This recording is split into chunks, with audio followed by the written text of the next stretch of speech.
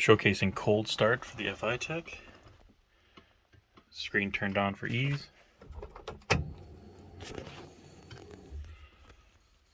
See, the coolant is 62. Gauges as well. I've got 87 kilometers total on the rebuild. So this will be cold start.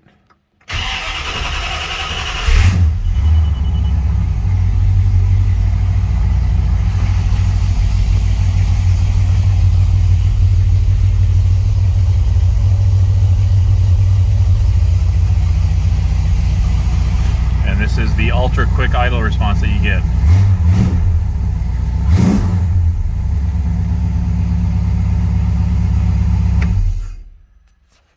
And shut down.